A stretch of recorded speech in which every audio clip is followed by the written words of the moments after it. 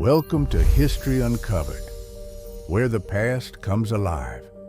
Don't forget to like, subscribe, and let's dive into history together.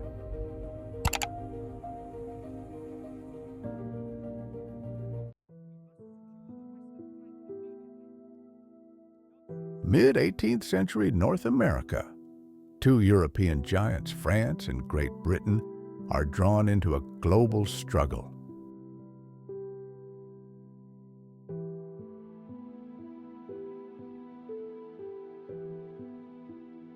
Their contest for colonial dominance has gone beyond diplomatic notes and trade privileges.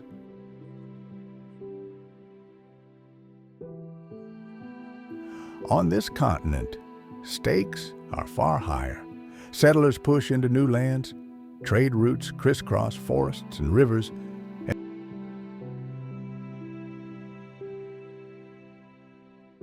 and the fates of Europeans and indigenous nations become intertwined.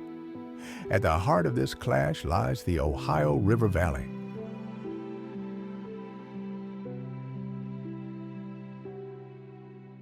On one bank, the British colonies seek expansion. On the other, the French aim to link Canada to Louisiana.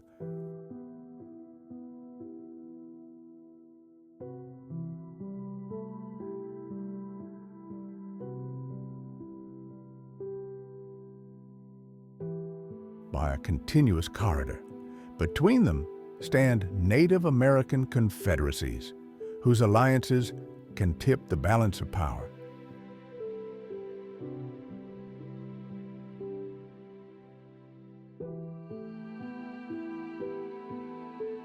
Today, we follow the first shots, the bloody battles, and the diplomatic maneuvers that ignited the largest North American war before the American Revolution.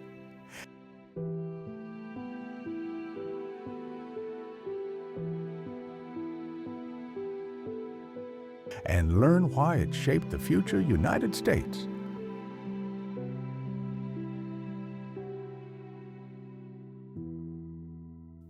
In spring 1754, a young Virginia militia colonel named George Washington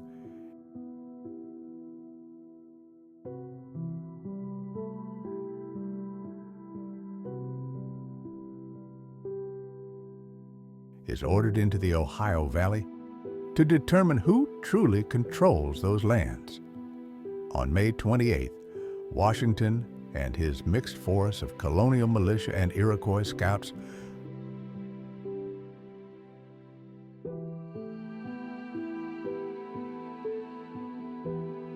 stumble upon a French detachment led by Captain Joseph Coulon de Jumonville. At Jumonville Glen, the colonists fire the first shots.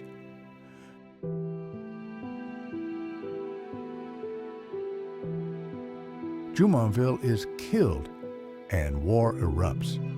Weeks later, Washington retreats to Fort Necessity, only to be forced to surrender to a larger French force.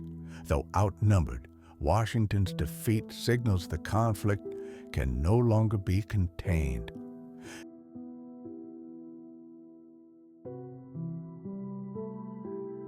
Summer 1755.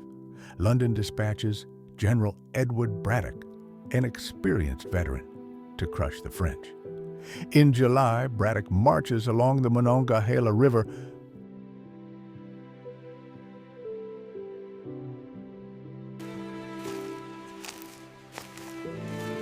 toward Fort Duquesne with disciplined British regulars. But the dense forest becomes a death trap.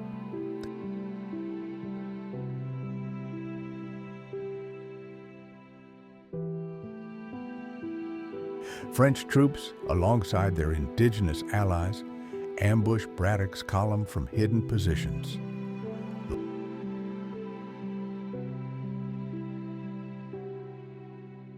Line formation tactics collapse under relentless fire.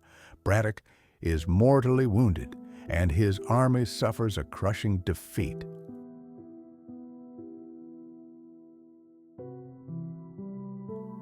This disaster teaches Britain a harsh lesson. European battlefield methods alone cannot win in America's wilderness. After repeated setbacks, the British government changes course under the leadership of William Pitt the Elder.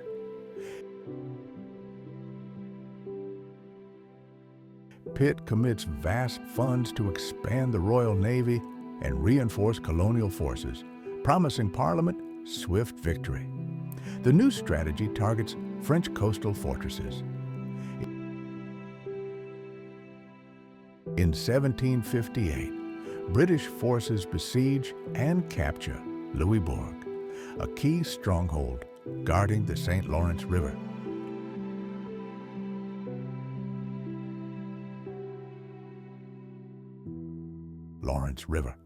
Securing Louisbourg opens a naval highway to the heart of French Canada, allowing ships loaded with troops and supplies to sail upriver toward Quebec. By 1759, Britain prepares its decisive blow.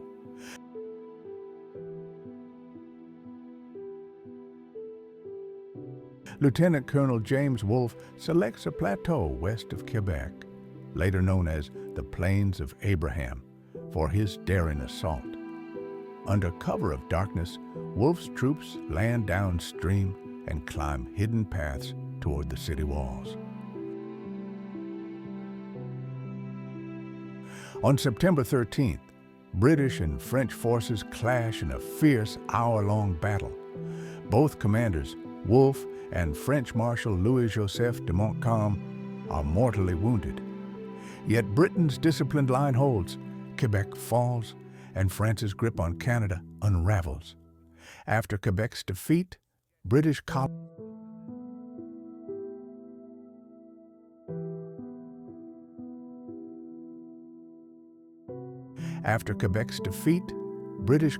advance. In September 1760, Montreal surrenders without a fight. The last French garrison lays down its arms, and the British flag rises over New France.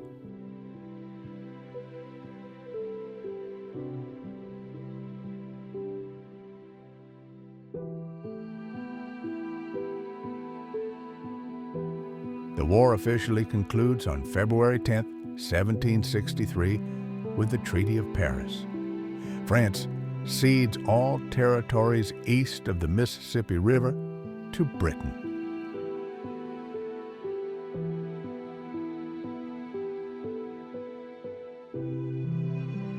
Spain receives Louisiana west of the Mississippi as compensation. Overnight, Britain becomes supreme in eastern North America, while Spain rules the West.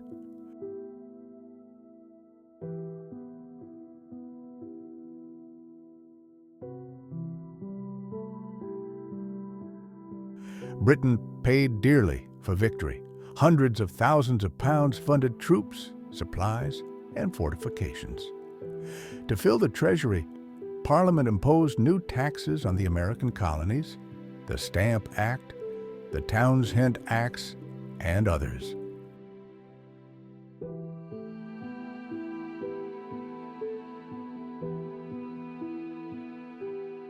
Colonial resentment over taxation without representation sowed the seeds of the American Revolution.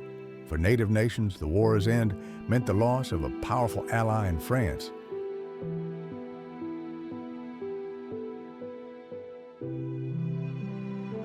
Pontiac's rebellion in 1763 exemplified indigenous resistance to escalating British encroachment.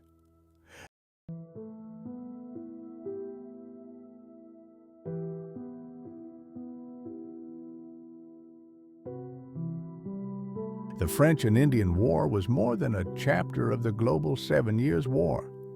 It was the crucible that forged a new North American order and set the stage for the birth of the United States.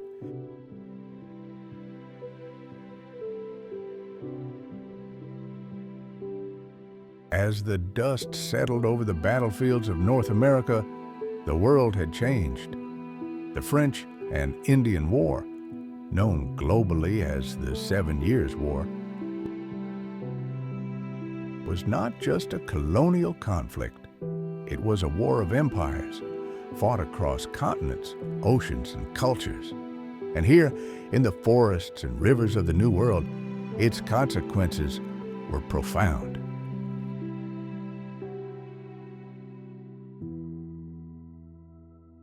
The British victory redrew the map. France, once dominant in Canada and the Mississippi Valley, had vanished from the east. Spain, though gaining Louisiana, inherited a fragile frontier. And Britain, now the master of eastern North America,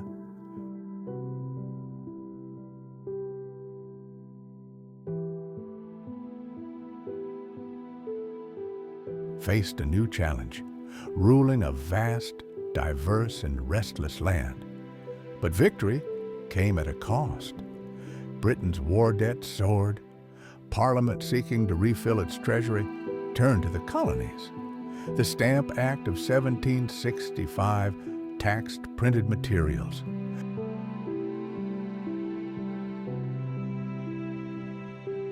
The Townshend Acts followed, targeting imports. These measures, passed without colonial representation, ignited outrage. In taverns and town halls, colonists debated their rights. Pamphlets circulated, protests erupted. The seeds of revolution, planted in the soil of war, began to sprout. For Native American nations, the war's end was bittersweet. The French, longtime allies to many tribes, were gone.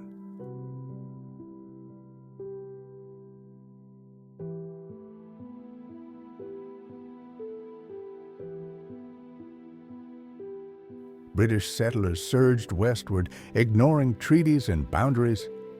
In 1763, Pontiac, a powerful Odawa leader, led a rebellion to resist British encroachment. Forts fell.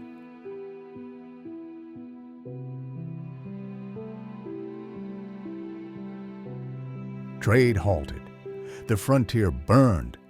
Though ultimately suppressed, Pontiac's rebellion was a warning. Indigenous resistance would not fade quietly. The struggle for sovereignty, land, and survival would continue for generations.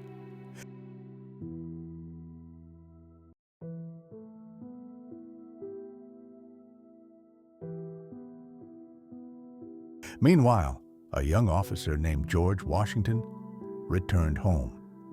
Though defeated in 1754, he had gained something far more valuable: experience. He had seen the flaws of British command, the power of indigenous alliances, and the terrain that would one day become his battlefield. In just 2 decades, Washington would lead a new army, not for Britain, but against it. The lessons of the Ohio Valley would guide him as he fought for independence. The war also reshaped British strategy.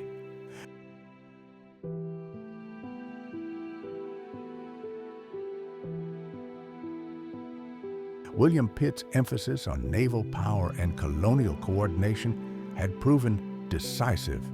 His vision of empire built on logistics, alliances, and bold leadership became a model for future global campaigns. And the deaths of Wolfe and Montcalm on the Plains of Abraham, they became legend. 2 commanders locked in mortal combat, whose sacrifice marked the turning point of the war. Their story echoed across Europe and America, a symbol of courage and consequence. By 1763, the continent stood transformed. British flags flew over Quebec, Montreal, and the Ohio Valley. Spanish banners waved west of the Mississippi. Indigenous nations, though diminished, remained vital players in the unfolding drama.